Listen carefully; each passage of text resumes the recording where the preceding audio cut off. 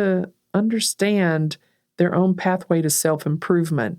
These are the critical traits and ones that we really do value in our project. Moreover, we recognize that passion can be quiet as well as loud. Now, it's not always the most vocal candidate that we're drawn toward. Sometimes the most profound dedication comes in a more subdued form. We look for consistency. We look for sincerity. And also, there's something that we call a quiet determination. These three things can actually fuel a long-term and passionate commitment to our work. We can't forget that our project values are not just lofty ideals. Our values are seriously practical guides that shape our everyday actions. We question candidates on how they would uphold these values in day-to-day project activities. Their answers give us a glimpse into how these individuals integrate principles into practice. We've found that passion is actually the cornerstone of impactful leadership. Through these multifaceted evaluation methods, we are able to build a team that not only aligns with our mission, but also enhances our ability to deliver transformative results. We have a team where each member understands the gravity of our work. They really treasure the work culture that we've established. And there's a commitment to bringing their energy, their expertise, their creativity, and their passion to what we collectively seek to accomplish. Now, I can confidently say that our staffing strategy is not just about filling positions. It's really about creating a collective force that's greater than the sum of its parts. It's about finding people who they're not just seeking a job, but they're seeking to be a part of something that really has an impact on humanity.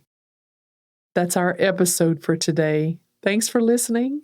Have a great week. Thank you for tuning in to Chief of Party to Chief of Party, Success in Your First 90 Days, your go-to source for insightful, actionable guidance that can shape the success of your project. Let's continue to drive change and create impact, one USAID-funded project at a time.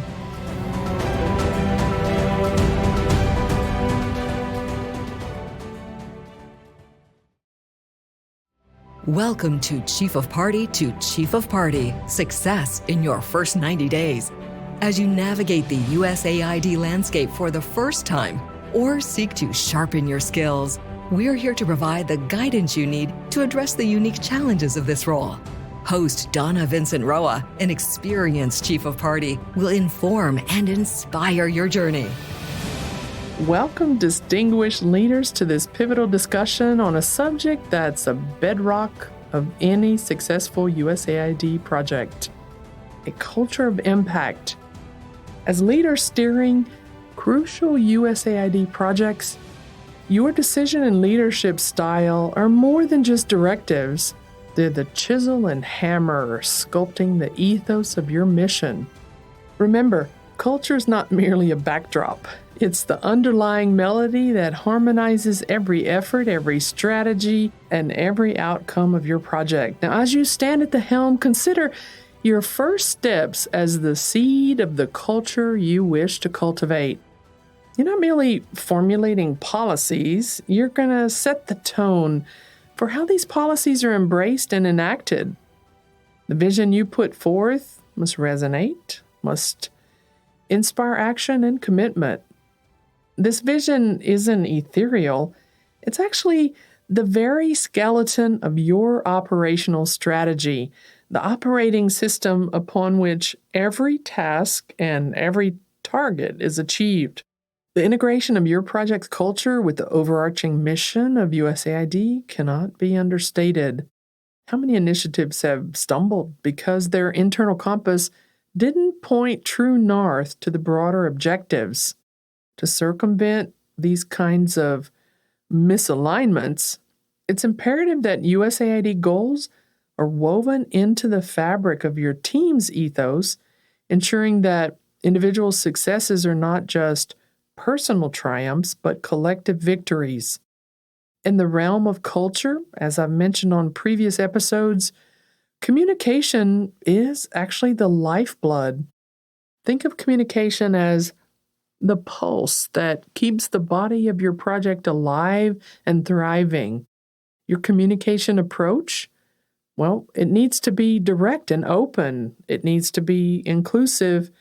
And something we often forget is that communication needs to be timely.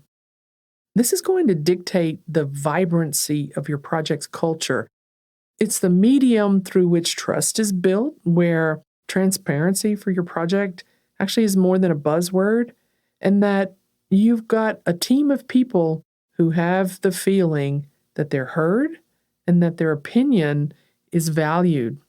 Speaking of values, they're the pillars of your project.